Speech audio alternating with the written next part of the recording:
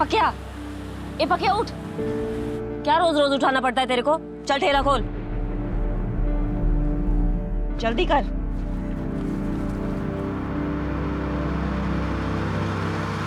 मेरी मदद के लिए रखा था तुझे यहाँ पर, लेकिन सबसे ज्यादा ध्यान तेरा ही देना पड़ता है। और कल 2 नारियल का हिसाब कम मिला है मुझे। क्या ताई, सुबह सुबह किटकिट कर रही है? तो कौन सा टाइम सही रहेगा तेरे लिए? कब करूंगी किटकिट? 2 नारियल का पैसा चाहिए मुझे, आज के हिसाब में जोड़ देना।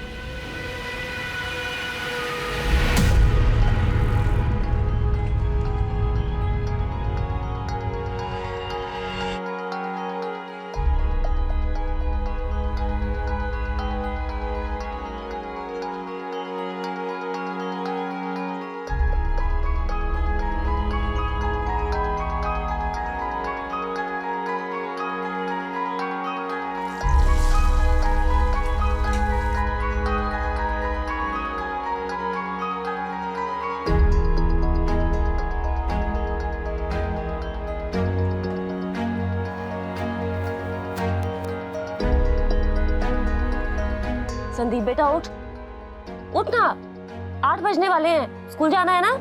चलो जा, जल्दी कर मेरा बेटा।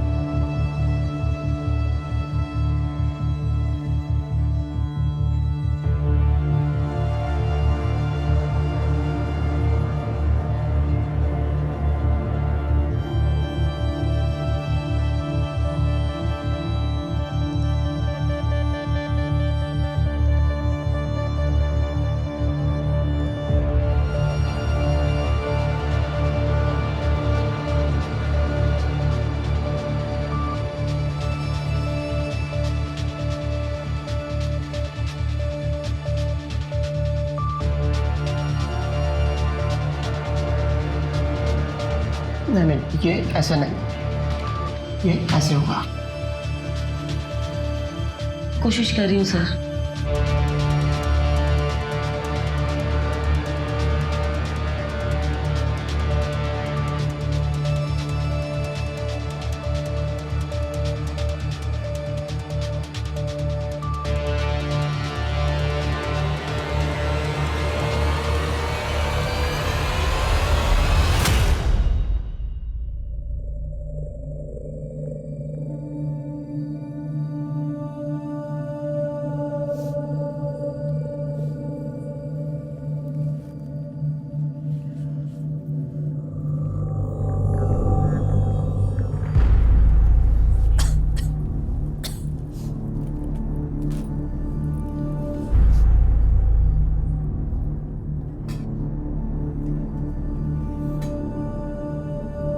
वो मैं सोच रही थी कि घर के लिए एक छोटी सी पूजा रखवा लेते हैं। नमक कितना डाला है तूने दाल में, और क्यों करवानी है पूजा?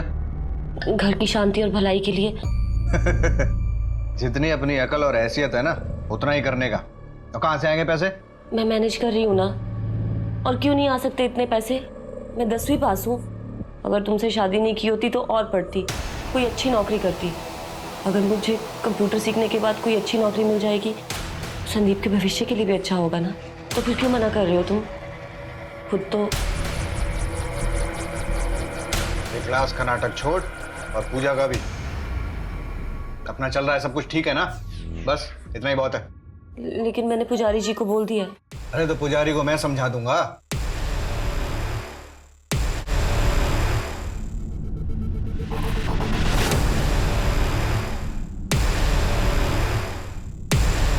पंडित, पुजारी कहाँ? वो अंदर पूजा में बैठे हैं। ए पुजारी, मेरी बीवी आई थी क्या इधर, कविता? जी हाँ, मैं ही आपके घर पर पूजा की तैयारियां कर रहा हूँ। कोई जरूरत नहीं, पूजा कैंसिल। जी, कोई समस्या है? अरे समस्या आप हैं, आप जैसे लोग हैं जो भगवान का नाम दिखाकर हमें डराते रहते हैं, गरीब लोगों का शिकार करते रहते हैं। और मेरी बीवी मैं तो है ही अकल की कमी। देखिए, आप शांत रहिए। क्या कर रहे हो तुम? माफी मांगो इनसे। अरे मैं क्यों माफी मांगू? माफी तो इन्हें मांगनी चाहिए। मेरे घर में क्या होगा ये मैं तय करूंगा ना, ये नहीं करेंगे। सारी दुनिया से झगड़ा, गैस वाले से झगड़ा, केबल वाले से झगड़ा, पड़ोसियों से झगड़ा, अब ऊपर वाले से भी झगड़ा। इन्होंने कुछ नहीं बताया मुझे, मैं खुद आई थी इनसे पूछने। घर चलो अब, जब देखो झगड़ा।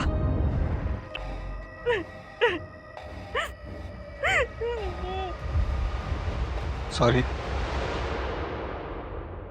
देख, बोला ना सॉरी। तू समझ ना, सॉरी।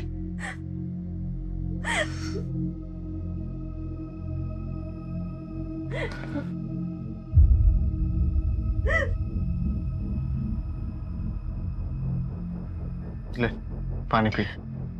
कितनी बार सॉरी बोलेगा? सब ठीक हो जाएगा, सब ठीक हो जाएगा। तू कभी नहीं समझेगा, तुझे साथ खुद माफ है।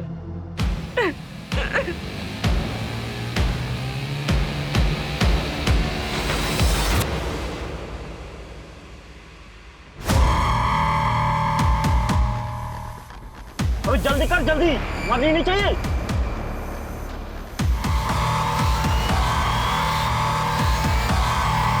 इतनी रात को कहां चली गई?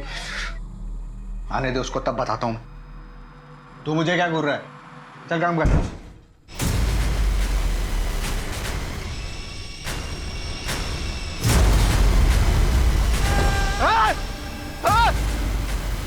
कविता, कविता, ला बेटा। बाबा, माँ को क्या हो गया? Hello, police station? क्या बताइए? हाँ,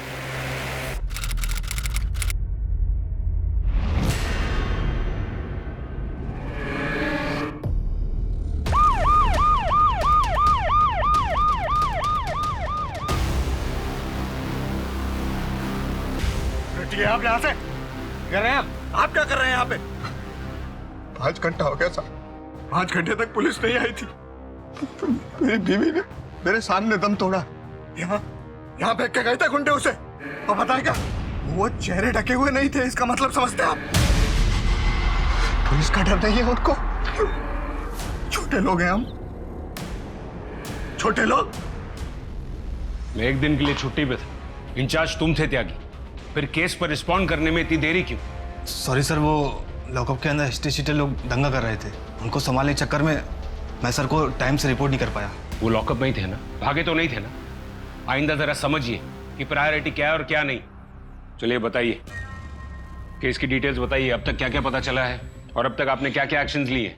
एक बात तो तय है, अगर वो दोनों आदमी ने बॉडी को घर के बाहर फेंका है, उसका मतलब वो घर को और घर के लोगों को अच्छी तरह से जानते हैं।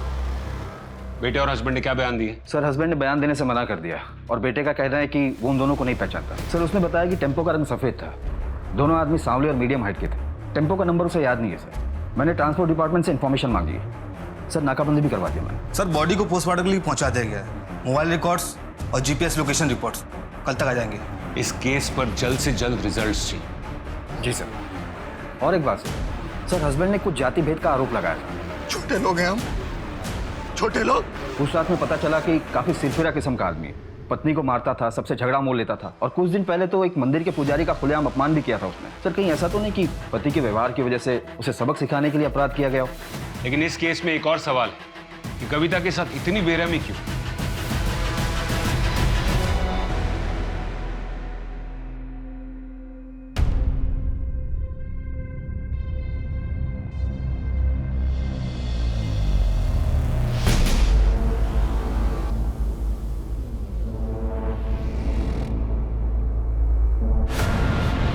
मैडम मेरी मदद कीजिए, मेरे साथ बहुत बड़ा धोखा हुआ है। जी मेरा नाम डॉक्टर दिवाकर है, मैं यहाँ ओल्ड सिटी रोड पे प्रैक्टिस करता हूँ। मेरी बीवी ने मेरे साथ चीटिंग की है, मेरी प्लीज़ कंप्लेन लिखिए।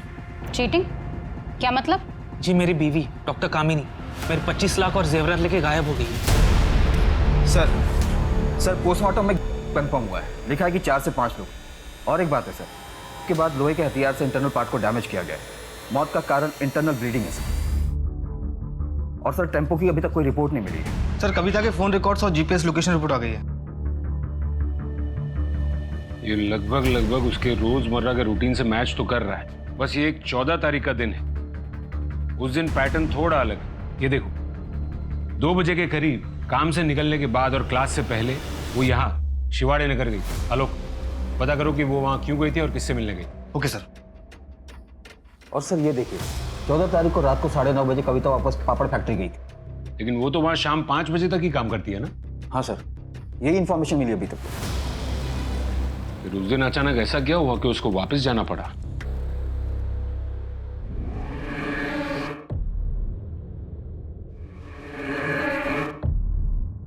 अब हमारा क्या होगा पापा?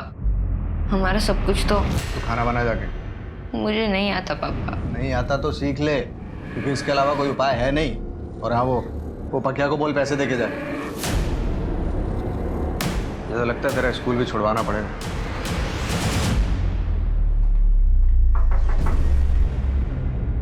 देखिए मैं समझता हूं कि आप लोग परेशान होंगे, लेकिन आप लोगों से बात करनी जरूरी है। आप समझ रहे हैं ना? आपको किसी पर कोई शक होता तो बता नहीं देता। देखिए मैं आपसे तमीज से बात कर रहा हूं, इसलिए आप भी तमीज से बात करें। आप यहाँ पर कोऑपरेट करेंगे या फिर पुलिस स्टेशन जाकर बात करें?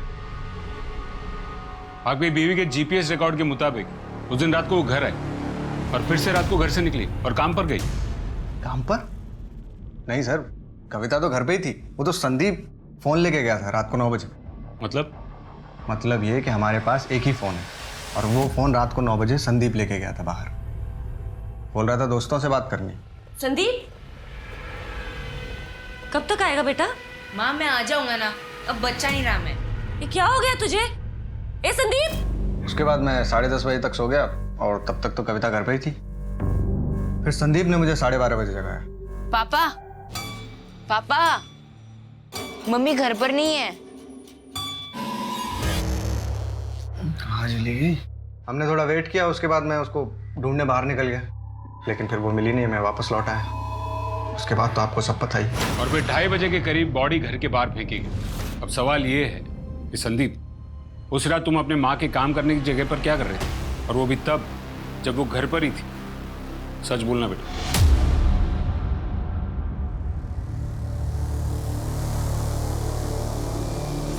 हेलो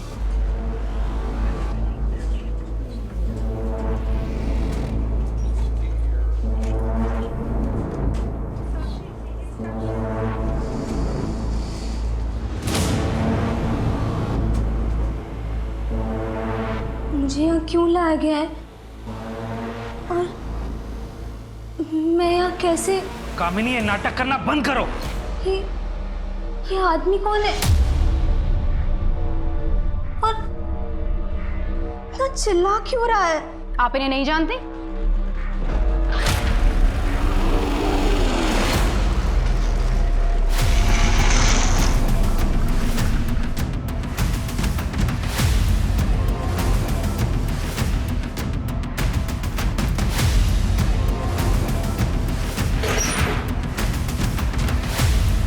सर अंदर कुछ नहीं है।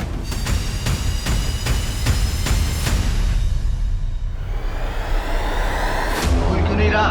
बताना। मैं फिर से पूछ रहा हूँ बेटा, तुम उस रात वहां क्या कर रहे थे?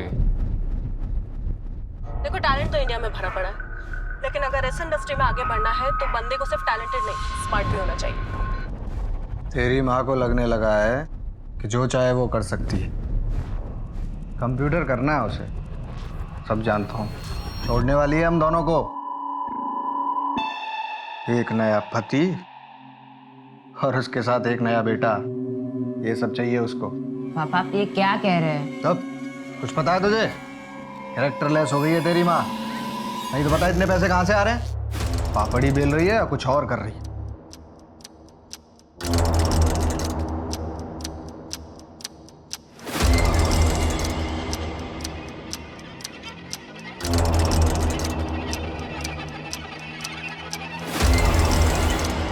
कुछ दिनों पहले मेरी माँ ने मुझे कुछ बताया था। संदीप,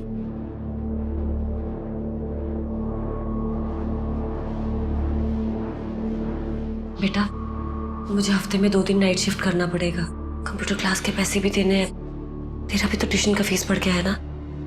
घर के भी कितने खर्चे हैं बेटा। रात को जब तेरे पापा सो जाएंगे तो मैं निकल जाऊंगी।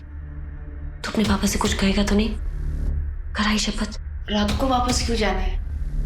बेटा बोला ना नाइट शिफ्ट है, ठीक है?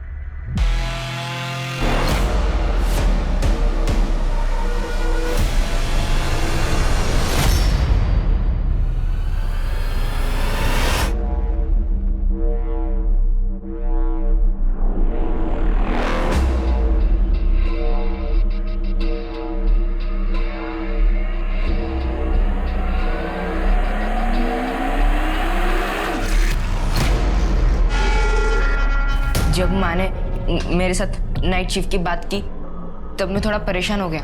मैं देखना चाहता था कि वह सच में नाइट शिफ्ट लगती है कि नहीं। मैंने देखा वहाँ नाइट शिफ्ट तो लगती है, पर वो जो देखा वो देखकर मैं वापस आ रहा था और फिर रास्ते में मुझे मेरी माँ मिली।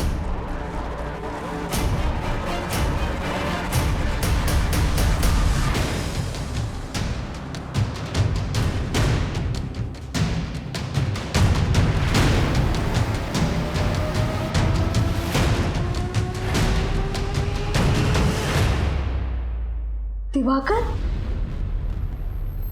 तो क्या आप इन्हें जानती हैं? जी मैडम, ये मेरा पति है। क्या आपको ये समझ में नहीं आ रहा है? दिख नहीं रहा है कि ये नाटक कर रही है? पहले याददाश्त का खो जाना, फिर वापस आना, ये सब इसकी एक चाल है। मेरे घर से पैसे और जेवरात लेकर कहीं छिपा दिए हैं और अब सब ये नाटक करके हमें गुमराह कर रही है। नाटक मैं कर रही हूँ या तुम कर रहे हो? कराडे, ये सर। वो हिस्ट्री शीटरों की नई वाली फाइल आई? ये सर। सर ये वो फाइल। पापा ठीक कहते हैं कि तुम ऐसो, इसलिए वो तुम्हें मारते हैं। और मैं पापा को जाके सब बता दूंगा कि तुम नाइट शिफ्ट करने वाली हो। और मुझे पता है तुम्हें नाइट शिफ्ट क्यों करना है, और मैंने देखा नाइट शिफ्ट पर क्या क्या होता है। बदतमीज, क्या बकवास कर रहा है ये? और क्या देख लिया तूने? अब चुपचाप घर जा और फोन दे मेरा।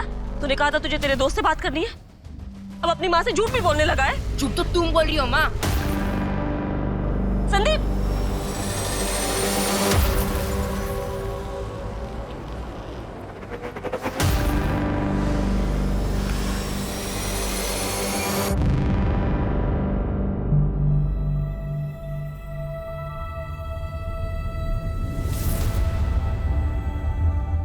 हो पापा?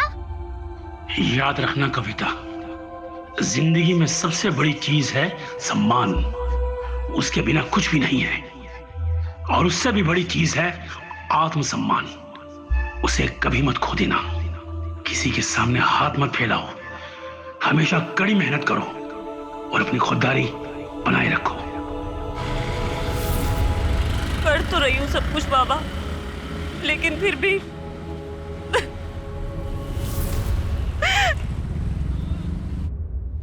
माँ पे जासूसी करता है, शर्म नहीं आई तुझे? पर आपने तो बोला था। किशोर जी बस। मैडम, नाटक तो ये कर रहा है। सब चोरी इसी ने किया है, क्योंकि इसका अफेयर चल रहा है, वो भी एक 15 साल छोटी जूनियर डॉक्टर के साथ। पिछले 4 साल से।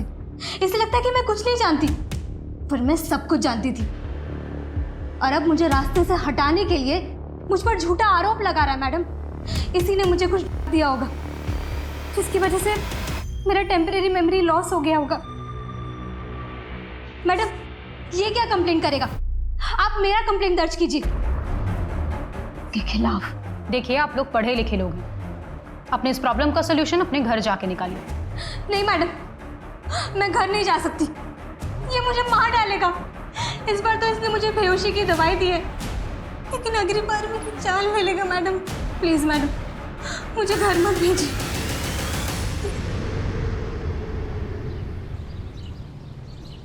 बाबा चाय। बेटा कब तक रुकना होगा मुझे यहाँ? बस 2 दिन बाबा, उसके बाद 6 महीने पूरे होने वाले हैं। चिंता मत कीजिए, घर पर सब ठीक है, मैं सब संभाल रहा हूँ, माँ भी ठीक है।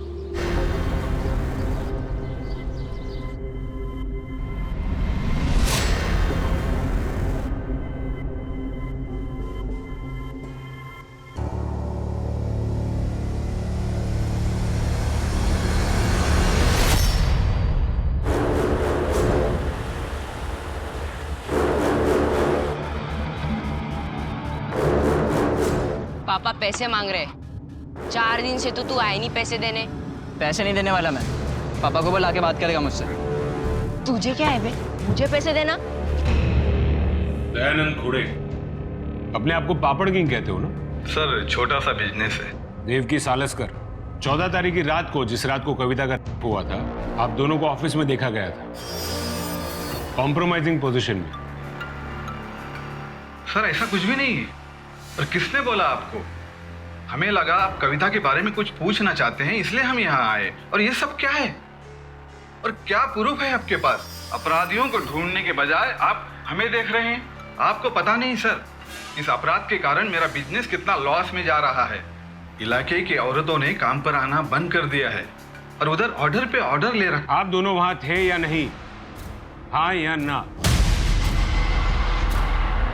और कविता उस रात वहां आई थी या नहीं? कराड़े, इन दोनों को लॉकअप में डालो, क्या दश ताजा हो जाएगी। साहब हमने कुछ नहीं किया साहब। रात को तो पता नहीं, लेकिन दिन में मिली थी साहब वो काम पे। साहब वो सभी औरतों से किसी दिमाग के डॉक्टर के बारे में पूछ रही थी, 1 हफ्ते से पूछ रही थी साहब। देखिए देवकी जी, अब कहानियां बनाने से कोई फायदा नहीं। लेकिन साहब ये सच है कि वो बोल रही थी कि वो उसी दिन डॉक्टर से मिलेगी। वो दिमाग के डॉक्टर से मिली होगी, पूछा भी होगा, लेकिन हम आपसे ये पूछ रहे हैं कि 14 तारीख की रात को क्या हुआ था। अगर सच सच बोलना है तो बात करते हैं, वरना कराड़े। सर मैं इज्जतदार आदमी हूँ सर। सर ऐसा मत कीजिए सर। सर क्या आपको लगता है कि इन दोनों की वजह से? हो सकता है त्यागी, कविता परेशान हुई होगी और इसलिए वो फैक्ट्री पहुंच गई, ये समझने के लिए कि उसका बेटा बात क्या कर रहा था। और ये दयानंद खुड़े, ये शादीशुदा है, इसलिए उसने एक घिनौना काम अपने आदमियों से करवाया होगा और फिर बॉडी को फिकवा दिया होगा घर के बाहर, सबक सिखाने के लिए। त्यागी, एक काम करो, ये दयानंद खुड़े के सारे डिलीवरी टेम्पोस की फॉरेंसिक जांच करवाओ तुरंत, कविता के खून के ट्रेसेस के लिए, और उसके डिलीवरी के आदमी और हेल्पर्स को भी लाइन अप करो, और ये कविता के बेटे और पति को शिनाख्त के लिए बुलाओ। जी सर। एक बात अभी भी समझ में नहीं आ रही है, कविता रात को निकली थी क्यों? अगर उसका बेटा फोन लेकर रात को घर से बाहर निकलता था दोस्तों से बात करने के लिए, फिर तो वो घर को आ जाता होगा, लेकिन कविता को संदीप रास्ते में ही टकराया था। समझ में नहीं आ रहा है कि वो निकली क्यों थी। सर यही कविता केस की रिपोर्ट। सर 14 तारीख की शाम को कविता का लोकेशन शिवाड़ी नगर में था, जो कि डॉक्टर समीर शिंदे के क्लिनिक का था। साइकियाट्रिस्ट है? सर हमने आसपास पूछताछ की, वहां से पता चला डॉक्टर समीर शिंदे काफी टाइम से छुट्टी पे। और एक बात सर, हमें एक नई जानकारी हाथ लगी है। जैसा आपने कहा था, शहर के सारे हिस्ट्री शीटरों को खंगाला, उनमें से हमारे सामने एक नाम आया। सर 1 साल पहले ही जेल से छूटा है।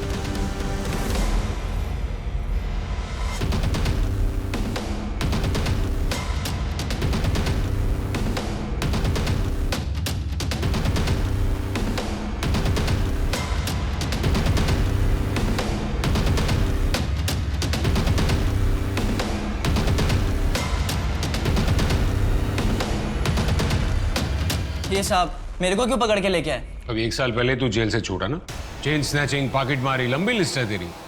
और इस बार तो तू बाहर ग्रेजुएट बन के आया है और मर्डर भी करने लगा। हाँ, बड़े दोस्त बनाए कि नहीं? नहीं साहब, मेरे को कुछ नहीं पता। माना कि मैं गलत था। जेल से छूटने के बाद मैं सुधरना चाहता था। बीच के पार मुझे कविता दीदी मिली।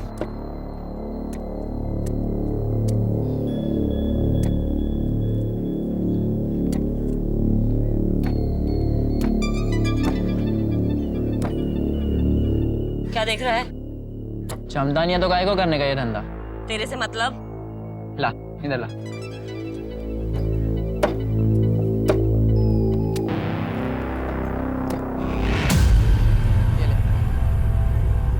दिखता इतना सा है पर क्या फटाफट काटा। मेरे को सिखाएगा? मेरे यहाँ काम करेगा? मेरे को क्या मिलेगा? इनाम। इनाम मिलेगा एक दिन बहुत बड़ा। दीदी बहुत अच्छी थी। उन्होंने मेरा काम देखकर मुझे अपना ठेला बेच दिया। उसने तुझे ठेला बेचा या तूने उसको अपने जेल के दोस्तों को बेच दिया? चल बता, क्या हुआ था उस दिन रात को? साहब मैं सच कह रहा हूँ, मैंने कुछ नहीं किया। किसकी कसम खाओ साहब, कविता दीदी ने मुझे सच में अपना ठेला 11 रुपए में बेच दिया था। 11 रुपए? मजाक लग रहा है तेरे को? इस बार तो तू लंबा अंदर जाएगा बेटा। उसको अंदर डालो। साहब मैं सच कह रहा हूँ साहब। साहब कुछ समझ में नहीं आ रहा त्यागी। एक तरफ ये कविता का बेटा ये कह रहा है कि कविता ज्यादा पैसा कमाना चाहती है, नाइट शिफ्ट भी करना चाहती है, और एक तरफ ये पक्या अगर ये सच कह रहा है तो 11 रुपए में ठेला बेच दिया। ये कविता आखिर करना क्या चाहती थी और वो रात को घर से निकली क्यों?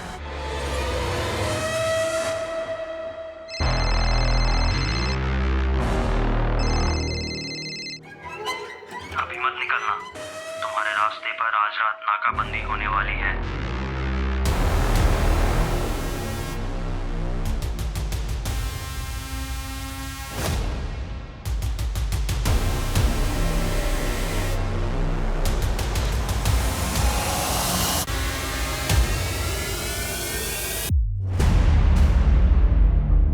आप अंतिम संस्कार के लिए अपनी पत्नी की बॉडी ले जा सकते हैं।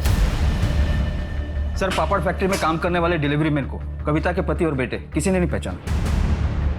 ठीक है, रिलीज करो उनको। समझ में नहीं आ रहा एक बड़ा टेम्पो और 2 आदमी हवा में गायब कैसे हो सकते हैं। देखो कामिनी, क्यों ना हम ये सब कुछ भुलाकर एक नई शुरुआत करते हैं। मुझे तलाक चाहिए। इस बात को हम दोनों जानते हैं कि वो पैसे तुमने लिए हैं। कम से कम उसमें से मुझे आधा तो दे दो। मैं नहीं जानती कि तुम किस पैसे के बारे में बात कर रहे। प्लीज ये घर छोड़ के चले जाओ और उस औरत के साथ ही रहना।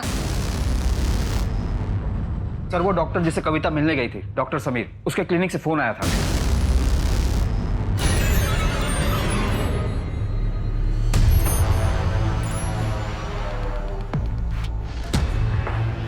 सर मैंने ही आपको कॉल किया था। मैं डॉक्टर समीर की रिसेप्शनिस्ट हूँ। सर इधर।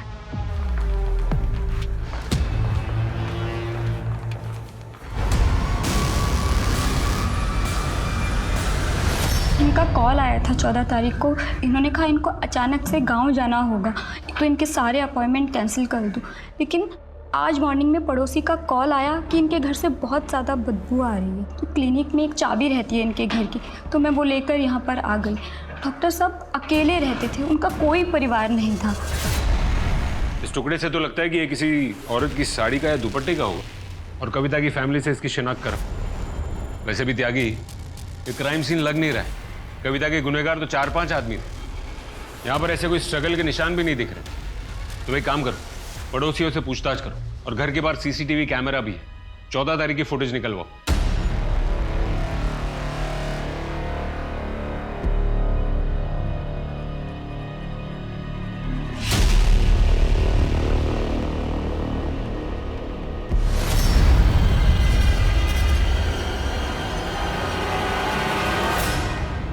डॉक्टर साहब आजकल मुझे नींद नहीं आती। मैं 4-5 रोज से सोई नहीं हूँ। मेरा एक हाथ भी कांपता है। बहुत मेहनत कर रही हूँ ना आजकल। मेरे पति तो कुछ करते नहीं हैं। जब से उसने नौकरी छोड़ी है वो अजीब सा बर्ताव करता है। पता नहीं उसको क्या हो जाता है। मुझ पर हाथ उठाता है, बिना बात के चीखता है, लोगों से झगड़ता है। देखिए, आप परेशान मत होइए। मैं आपको 7 दिन की नींद की दवा लिख रहा हूँ, उसे आप लीजिए, आप ठीक हो जाएंगे। और अगर आपके पति ज़्यादा ही गुस्सा दिखाएं तो उन्हें चाय के साथ 1 बूंद डाल के दे दीजिएगा। मैं तो कहता हूँ उन्हें आप यहाँ ले ही आइए।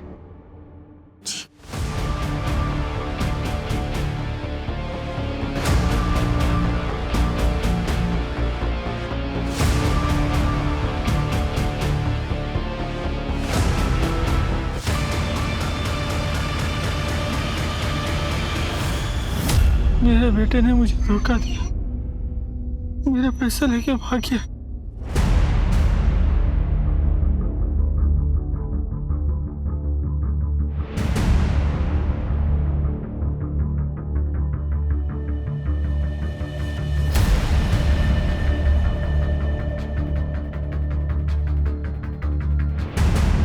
सर 2 आदमी आते हैं करीब 4 बजे, घंटी बजाते हैं, डॉक्टर समीर दरवाज़ा खोलते हैं और 5 मिनट बाद वहाँ से निकल जाते हैं। सर फॉरेंसिक ने कंफर्म किया है कि कपड़े के टुकड़े पर लगा खून कविता का ही है, और उसके बेटे ने भी यही बात बताई कि कविता उस दिन वही साड़ी पहन कर गई थी। कपड़े का टुकड़ा साड़ी से मैच करता है सर। 4 बजे? इसका मतलब है बॉडी को घर के बाहर फेंकने के बाद, तो फिर वो टुकड़ा वहाँ कैसे? अब तक की इन्फॉर्मेशन के मुताबिक कुछ ऐसा हुआ होगा। 14 तारीख की रात को कविता घर से बाहर निकली, अपने बेटे से टकराई, उसके बाद वो कहाँ गई उस बात की अपने पास कोई इन्फॉर्मेशन नहीं। उसके बाद उसके साथ जुर्म होता है, उसे घर के बाहर फेंका जाता है करीब 2:30 बजे। फिर 4 बजे वो दोनों लोग डॉक्टर समीर का खून करते थे। फिर वही दोनों लोग या तो डॉक्टर समीर से फोन करवाते या खुद ही रिसेप्शनिस्ट को कह देते हैं कि डॉक्टर समीर छुट्टी पर गए हैं। डॉक्टर समीर के प्रिस्क्रिप्शन रिकॉर्ड और कॉल रिकॉर्ड से एक बात तो साफ है कि कविता उस दिन कंसल्टेशन के लिए गई थी और उस दिन वो डॉक्टर समीर से पहली बार मिल रही थी।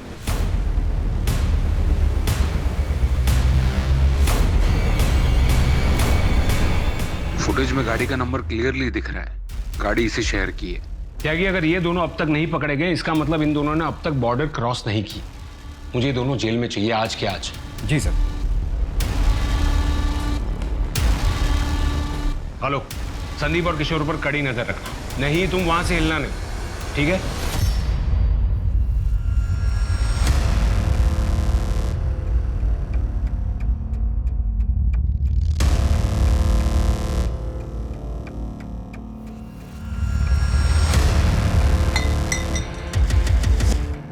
सर पार्शियल प्लेट से व्हाइट कलर की 2 टेम्पो ट्रैक होगी। उसमें से एक गाड़ी का नंबर सीसीटीवी फुटेज में दिखे गाड़ी के नंबर से मैच होता है। उसमें से एक रात को अलीबाग में था, किसी बाबू का है सर। गुड जॉब, उठा लो सबको।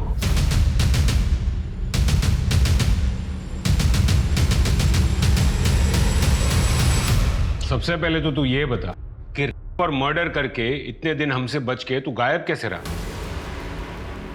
इस प्लान में और कौन कौन शामिल था तेरे साथ?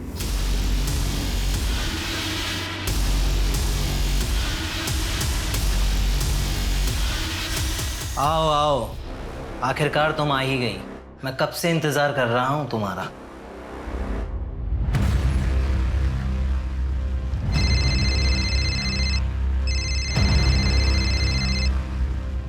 हेलो, हाँ ठीक है, पहुंच रहा हूँ 20 मिनट में। मेरे को कितनी बार बोला ऐसे बुलाने का नहीं। तेरी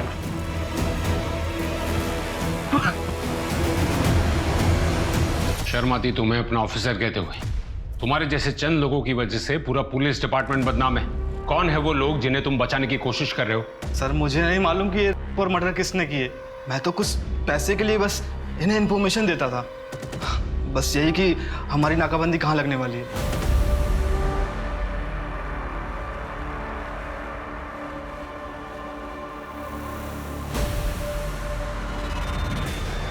मैम आप बहुत लकी हैं, क्योंकि इस साल हम सिर्फ 2 और ग्राहकों की सेवा कर सकते हैं। ये देखिए, एक्सक्लूसिव प्रोडक्ट है और हर्बल भी। आप चाहें तो 1 वीक का फ्री ट्रायल ले सकती हैं। मैम आप बहुत सुंदर हैं। कविता तो पैसे वाली नहीं थी। सर हमारे बॉस को कविता बहुत पसंद थी, वो उसे पाना चाहते थे, लेकिन सर वो कभी किसी के साथ ज़बरदस्ती नहीं करते, बल्कि औरतों को इतना मजबूर कर देते हैं कि वो खुद ब खुद उनके पास आती हैं। अलीबाग में हम लोग 1.5 साल पहले ही शिफ्ट हुए। दरअसल नासिक में मामला ज़्यादा गर्म हो गया था, इसलिए यहाँ ज़्यादा कुछ कर नहीं रहे, बस कुछ मजबूर औरतों का किट चला रहे हैं। क्या नाम है तेरे बॉस का? सर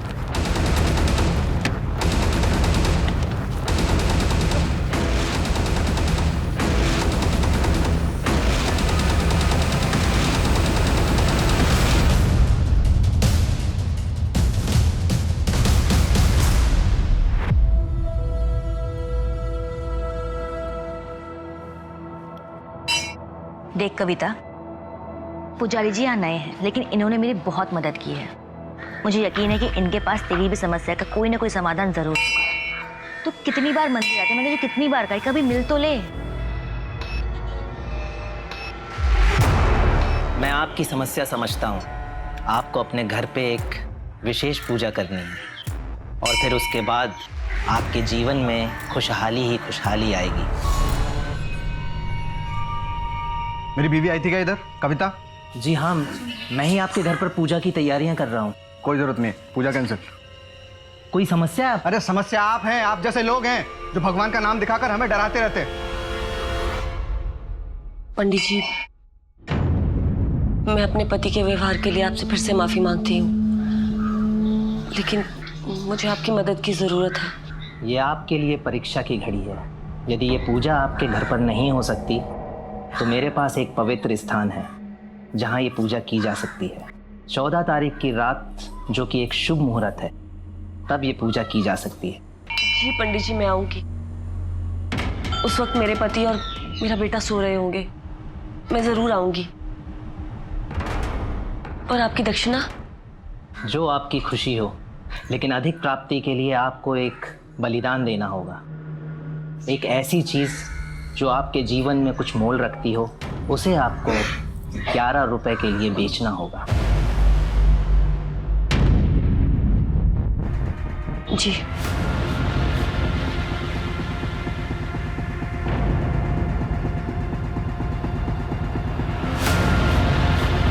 कविता, तू?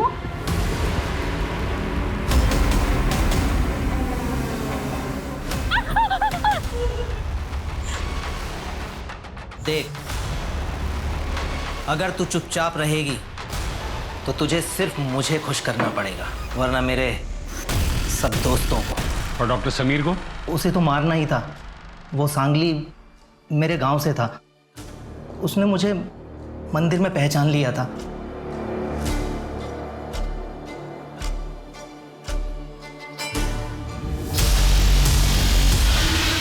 अरे विजय जी, आपको कोई गलतफहमी हुई है।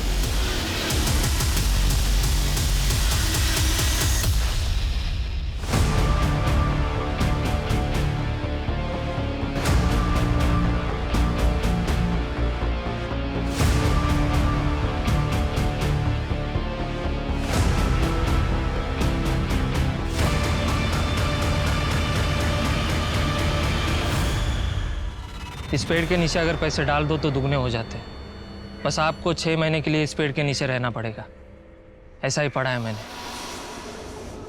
मुझे बहुत जल्दी समझ में आ गया था कि लोगों को बेवकूफ़ बनाना कितना आसान है। मैंने तो अपने बाप को भी नहीं छोड़ा। मजबूरी आदमी को महात्मा नहीं बनाती है, बल्कि मजबूरी आदमी को बेवकूफ़ ज़रूर बनाती है। लालच और मजबूरी एक बहुत ही घातक कॉकटेल है। इस ढोंगी बाबा जैसे चंद लोगों की वजह से समाज में भगवान के प्रति श्रद्धा से अच्छा काम करने वाले लोगों को भी अपराधियों की नजर से देखने लगते हैं लोग, जो कि गलत है।